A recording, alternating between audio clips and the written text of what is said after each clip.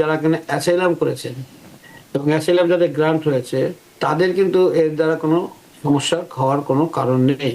এই ভিসাধারীরা তাহলে এখন যদি কনসুলার মাধ্যমে যদি এটা করতে যায় তাহলে তো একটা লম্বা দীর্ঘমেয়াদী প্রসেসের মধ্যে পড়ে যাবে। আবেদন করার পরে কি এটা আমেরিকা থেকে নির্ধারণ হবে নাকি আসলে আবেদনের সময়ে এটা বাইরে থেকে করতে হবে? যারা এখানে অ্যাসাইলাম করেছেন এবং অ্যাসাইলাম যাদের গ্রান্ট হয়েছে তাদের কিন্তু এর দ্বারা কোনো সমস্যা হওয়ার কোনো কারণ নেই, কারণ তাদের অ্যাডজাস্টমেন্ট স্ট্যাটাসের জন্য কোনো সমস্যা নেই। তবে অবশ্যই অন্যান্য সমস্যা থাকতে পারে, কিন্তু এই প্রজ্ঞাপনের আওতায় কিন্তু এই পলিসির আওতায় কিন্তু আপনাদের জন্য কোনো সমস্যা নেই।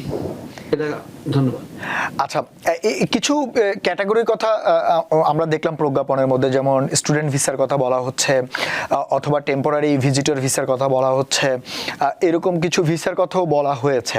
কিন্তু প্রশ্নটা হচ্ছে যে এই ভিসাধারীরা তাহলে এখন যদি কনসুলার মাধ্যমে যদি এটা করতে যায় তাহলে তো একটা লম্বা দীর্ঘমেয়াদী প্রসেসের মধ্যে পড়ে যাবে, তাদেরকেও ব্যাকলগের মধ্য দিয়ে আসতে হবে। তো সেক্ষেত্রে তো পারিবারিক সেপারেশনের একটা সম্ভাবনা তৈরি হয়। তো এটি আসলে কিভাবে হবে? আপনি কি মানে গদ বাঁধা সবাইকে কি দিবে? যদিও বা ওখানে বলা হচ্ছিল যে বিশেষ ব্যবস্থায় কারোর জন্য অন্য ব্যবস্থা থাকতে পারে। তো সেক্ষেত্রে আবেদন করার পরে কি এটা আমেরিকা থেকে নির্ধারণ হবে নাকি আসলে আবেদনের সময়ে এটা বাইরে থেকে করতে হবে? ওকে, দ্যাটস এ গুড কোশ্চেন।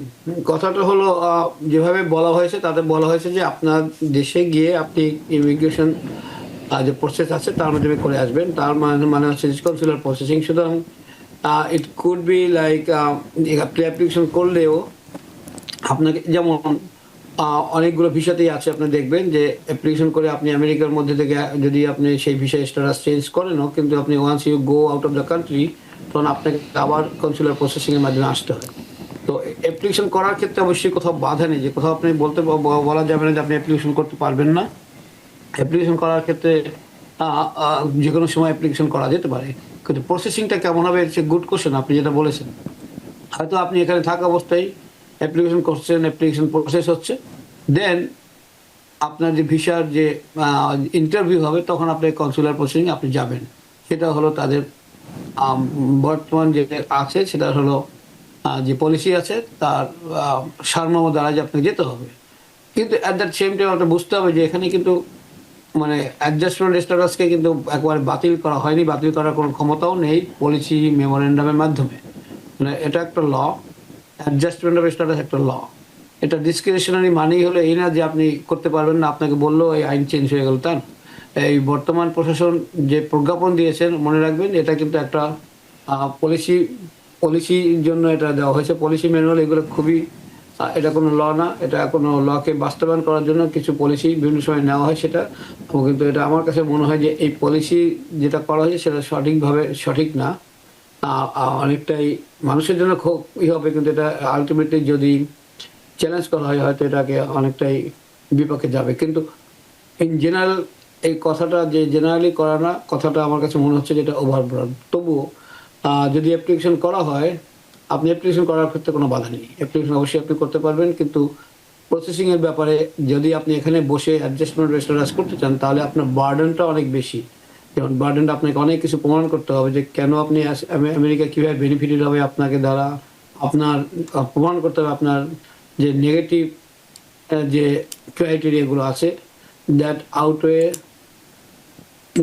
যেটা positive criteria outweigh negative criteria, negative যে আপনার ক্যারেক্টারিস্টিক আছে, অর্থাৎ আপনার বিপক্ষে যেসব যুক্তি আছে সেগুলোর তুলনায় আপনার সপক্ষের যুক্তি অনেক বেশি জোরালো, এটা আপনাকেই প্রমাণ করতে হবে।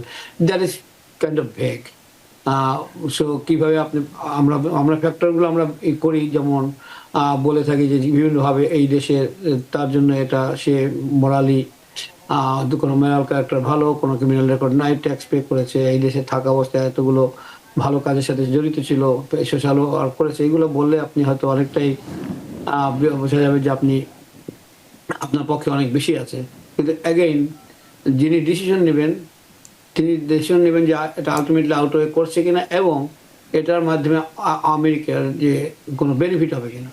তো সেইগুলো একবারে এক্স্যাক্টলি কীভাবে বিশ্লেষণ করা হয় এটা এখন পর্যন্ত কোথাও কিন্তু লেখা নেই, বা এটাকে এখনো ভেগ আকারই আছে স্টিল।